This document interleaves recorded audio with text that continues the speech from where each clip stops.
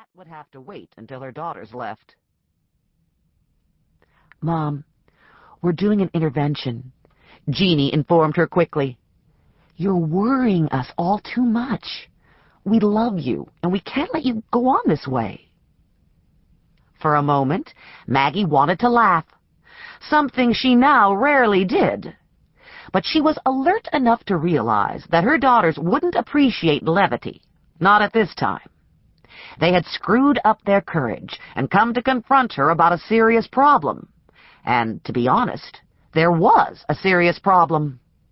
The worst thing she could do at the time would be to laugh. "I wish we could be having tea while you were intervening," she said mildly. "But for some reason I can't seem to remember to buy tea bags." "That's it, Mom. No tea bags," Megan said loudly. Megan had a big voice and often spoke more loudly than she intended to. "See? You've totally given up," Megan added in a more moderate tone. Maggie turned on her heel and walked into the kitchen. She might lack tea bags, but she had plenty of oranges. If they couldn't have tea while this intervention was taking place, at least they could have fresh, squeezed orange juice. She cut several oranges in two and began to squeeze them. "Ma, will you please stop doing things?" Kate asked.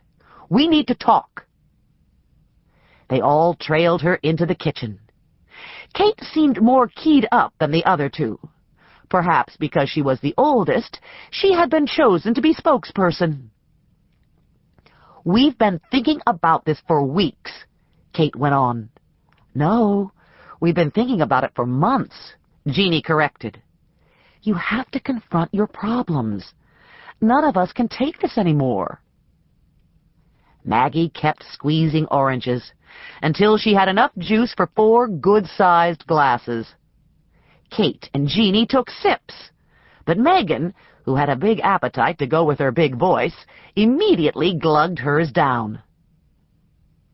"I thought interventions were for alcoholics or drug addicts or something," Maggie said, washing the orange pulp off her hands. "All you've accused me of is being slow to bring in the paper and not remembering to buy tea bags." "No, no, no. It's not those things," Kate insisted. "Mom, those things are trifles. We need to keep things in perspective," Jeannie told her. "It's your condition," Kate said. "Your state," Megan added by way of clarification. "The way you are," Jeannie insisted. Maggie was silent for a moment. "Oh," she said finally, "you must be referring to my despair." "That's it. You finally said it yourself. Your despair," Kate said, sounding suddenly much less tense. "I don't know that interventions are recommended for despair, my dears," Maggie said quietly. Then mother and daughters fell silent. They could get no further, but Maggie was glad, at least, that she had squeezed the oranges. A little OJ never hurt. Chapter 2. "Don't I go to work every day? Don't I?"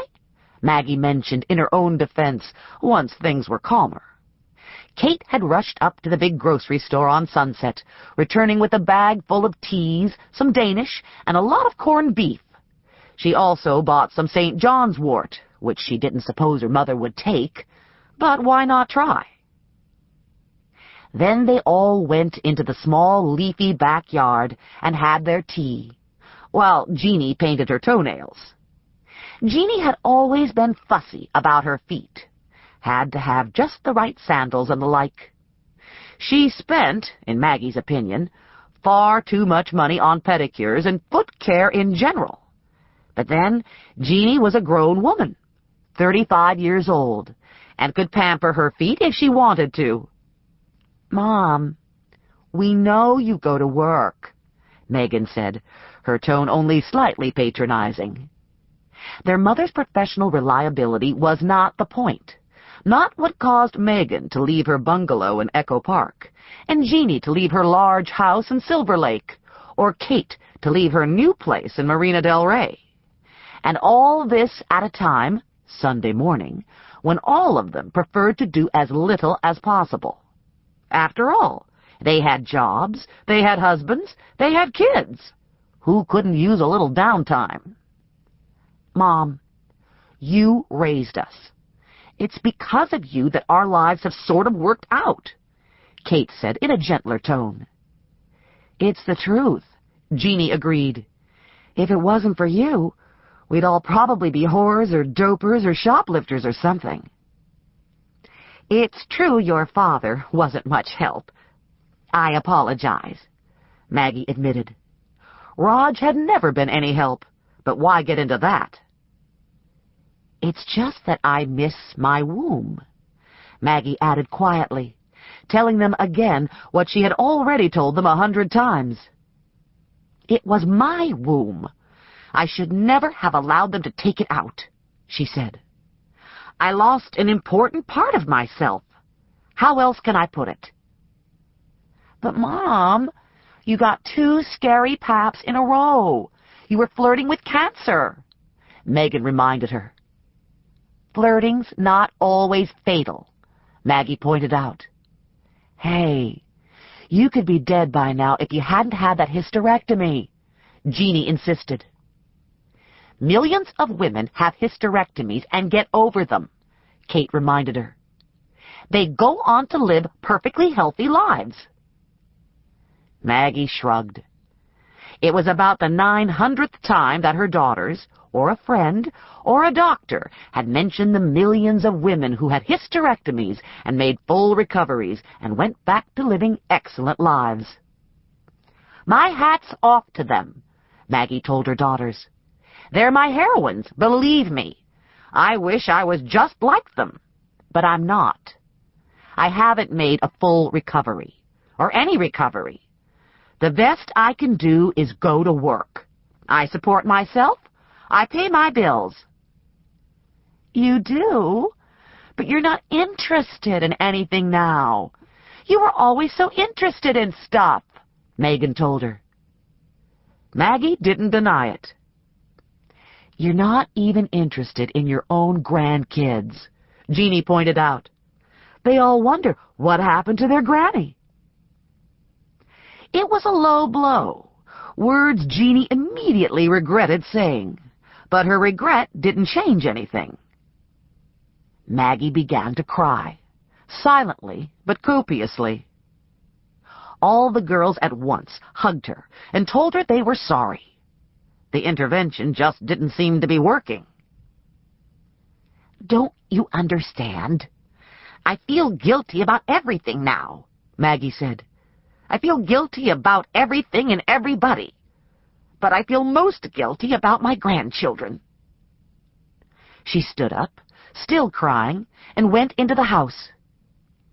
Now we've just made things worse, Kate said. Plus, wasting Sunday morning, Megan said. I told you we should just have left it to her shrink, Jeannie said. Dr. Tom, the Sicilian midget? Kate said with a shrug of contempt. Be kind, Megan said. He's not a midget. I've dated shorter men myself. And he loves Mom, Jeannie said. Besides, people from Sicily have just as much right to be shrinks as anybody else. Why shouldn't a Sicilian be a shrink? She asked, but no one bothered to answer the question. The daughters went back in the house and tidied up the kitchen. There wasn't much to tidy. Kate, who had an oral fixation, polished off the Danish. As her daughters left, Maggie was sitting on the couch, painstakingly reading the classifieds in the L.A. Times. There was a pile of soggy Kleenex beside her. I'm sorry I brought up the kids, Jeannie told her. Maggie shrugged. I know I'm guilty, you know, she said. Why deny it? They all hugged her,